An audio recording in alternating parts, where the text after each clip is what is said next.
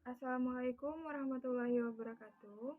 Perkenalkan, saya Istinara dari kelompok 11 akan mempresentasikan materi tentang pengaruh pajak dan subsidi terhadap perkembangan pasar. Pengertian pajak. Pajak adalah iuran rakyat kepada kas negara berdasarkan undang-undang atau yang dapat dipaksakan. Dengan tiada mendapat jasa timbal balik yang langsung, dapat ditunjukkan dan yang digunakan untuk membayar pengeluaran umum.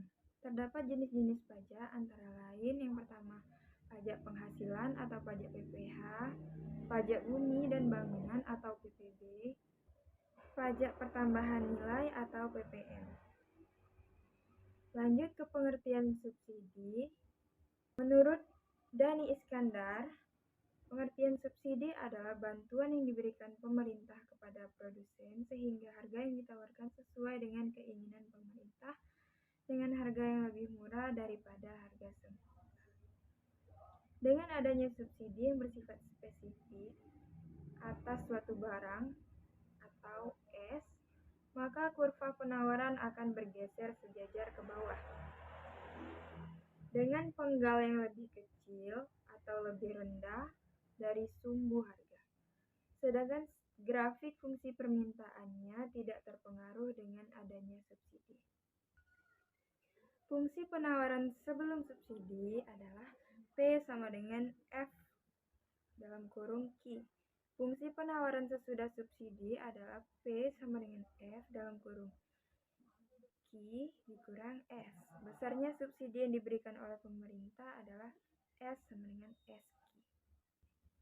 di mana S sama dengan jumlah subsidi, Q sama dengan jumlah produk setelah subsidi, S sama dengan subsidi per unit produk.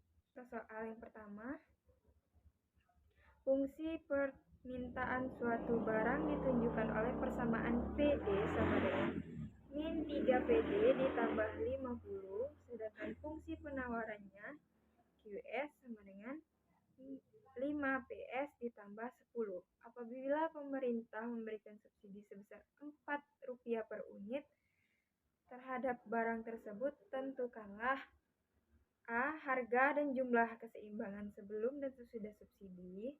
B. Subsidi per unit yang diperoleh oleh konsumen dan produsen. C. Total subsidi yang diperoleh oleh konsumen dan produsen. D. Total subsidi yang diberikan pemerintah. Jawabannya yang diketahui adalah QD sama dengan min 3PD ditambah 50, QS sama dengan 5PS ditambah 10, S sama dengan 4. Harga dan jumlah keseimbangan sebelum subsidi, QD sama dengan S, min 3P ditambah 50 sama dengan 5P ditambah 10, 5P ditambah 3P sama dengan 50 dikurang 10, 8P sama dengan 40. Q sama dengan 5P ditambah 10, 5 dikali 5 tambah 10 sama dengan 25 ditambah 10 sama dengan 35. Titik keseimbangan pasar sebelum subsidi adalah E1 dalam kurung Q1, P1 sama dengan 35,5. Harga dan jumlah keseimbangan setelah subsidi. QS sama dengan 5PS ditambah 10, QS sama dengan 5 dalam kurung PS ditambah 4 ditambah 10 sama dengan 5PS ditambah 20 tambah 10 sama dengan 5PS ditambah 30.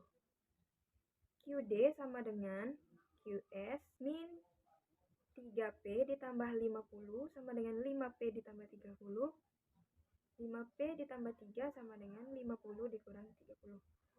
8P sama dengan 20, P sama dengan 208 sama dengan 212. Q sama dengan 5P ditambah 30, 5 dalam kurung 212 ditambah 30 sama dengan 42, 12, perkiraan 43 pembulatan.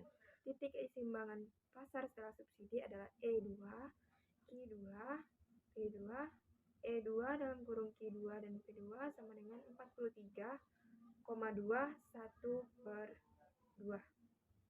Selanjutnya, menentukan subsidi per unit yang diterima oleh konsumen. Rumusnya SK sama dengan P1 dikurang P2. Dan 5 dikurang 2, 1 per 2 sama dengan 2,5. Subsidi per unit yang diterima produsen sama dengan SP sama dengan S dikurang SK sama dengan 4 dikurang 2,5 sama dengan 1 per 1,5. C. Total subsidi yang diterima oleh konsumen. Rumusnya SK sama dengan Q2 dikali SK sama dengan 43 dalam kurung 1,5 sama dengan 107,5. Total subsidi yang diterima oleh produsen.